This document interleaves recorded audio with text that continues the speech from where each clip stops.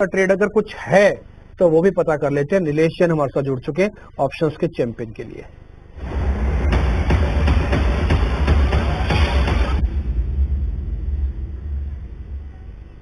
नीलेश भाई, पहले तो बड़ी हिम्मत की बात है कि इस तरह के मार्केट जो बहुत ही नैरो रेंज के अंदर ट्रेड कर रहा है, उसमें से भी कोई ना कोई ऑप्शंस आपने ढूंढ ही लिया। अब जरा बता दीजिए वो कौन सा ऑप्शन है sir? Very good morning to Dimpi ji. बिल्कुल ठीक आपने। देखिए, मार्केट कंसोलिडेशन दिखा रहा है। निफ्टी बैंक निफ्टी अगर बेंचमार्क इंडाइसेस देखें तो लगातार आज चौथा कंसेक्यूटिव सेशन है जहां पर हम एक नैरो रेंज में ट्रेड होता हुआ देख रहे हैं। बट उसके विपरीत यहाँ पे अगर सेक्टर्स को अगर हम देखें तो रियल्टी सेक्टर, सीमेंट, आईटी, ये कुछ एक चुनिंदा स्पेस है जहाँ पर हमें लगातार मोमेंटम देखने को मिल रहा है। तो यहाँ पे हमारे रडार पर आया है Nifty realty index as a whole, जो लगातार स्ट्रेंथ दिखा रहा है। स्ट्रक्चर काफी स्ट्रांग नजर आ रहा है। इसी स्पेस में से गोदरेज प्रॉपर्टीज इस पर्टिकुलर स्टॉक में एक फ्रेश ब्रेकआउट आता हुआ नजर आ रहा है। स्टॉक ने अपने 50 डीएमए को आज के सेशन में ब्रेक किया है। तो यहाँ पर एक फर्दर मोमेंटम एक्सपेक्ट करके चल रहे हैं टुवर्ड्स द लेवल ऑफ 3000। तो दिसंबर सीरीज का 2950 का कॉल ऑप्शन देने की सलाह होगी, जो फिलहाल 70 रुपीज के आसपास ट्रेड हो रहा है। 6972 इस रेंज में इस पर्टिकुलर ऑप्शन को ले सकते हैं। 54 रुपए का स्टॉप लॉस होगा, 86 रुपए का पहला टारगेट, 105 का दूसरा टारगेट होगा। इसका लॉट साइज अगर हम देखें तो 225 का है। इसीलिए इन टर्म ऑफ रुपीज जो रिस्क है वो 3600 का है पर लॉट, एंड रिवॉर्ड 7650 तक के बनते हुए नजर आ सकते हैं।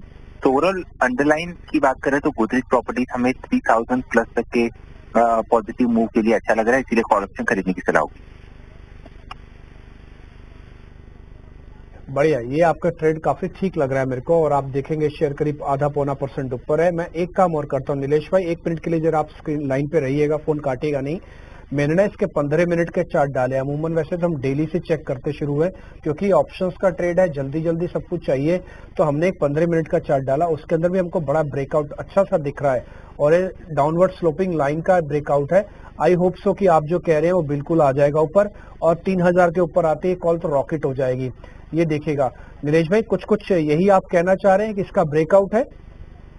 बिल्कुल एग्जैक्टली आपने हाईलाइट किया है। इंट्राडे चार्ट पे तो वैसे ही ब्रेकआउट दिख रहा है, बट डेली टाइम फ्रेम पे अगर आप ऊपरी स्तरों से एक फॉलिंग ट्रेंड लाइन कनेक्ट करें तो उसका भी ट्रेंड लाइन का ब्रेकआउट यहाँ पे आता हुआ नजर आ रहा है। और Nifty realty index as a whole अगर हम देखें तो वहां पे लगातार हमें ट्रेंड देखने को मिल रही है।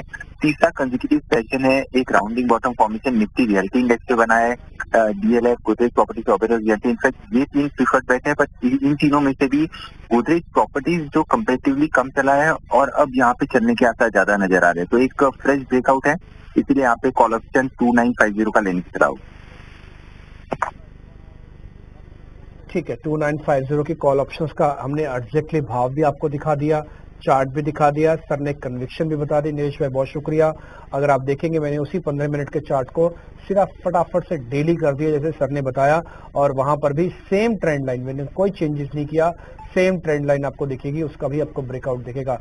तो छोटे चार्ट से लेके बड़े चार्ट, बड़े चार्ट से लेके छोटे चार्ट, डाटा सब में इंडिकेशन मिल रहा है कि गोदरेज प्रॉपर्टीज आपके काम आ सकता है। नोटिस कीजिएगा, एक LTI माइंट्री, गोदरेज प्रॉपर्टीज का ऑप्शंस का ट्रेड, और इक्का दुक्का कोई बैंकिंग और सीमेंट वाले ट्रेड जो आपको मिले आज आपके काम आएंगे। अब 6 पॉइंट की गिरावट निफ्टी पर भी आ चुकी है, तो निफ्टी पर भी अब लाल निशान आपको दिख रहा है। इंडिया विक्स थोड़ा और डाउन हुआ है, 13.5 आ गए हम। एथिकली तो रिवर्स ऑर्डर होना चाहिए, लेकिन फॉलो बाइंग नहीं है, इसलिए गिरते हुए विक्स का भी आप बेनिफिट नहीं ले पा रहे हैं, जबकि गिरता हुआ विक्स मार्केट को और डल कर रहा है। ये इसका और रूप भी होता है।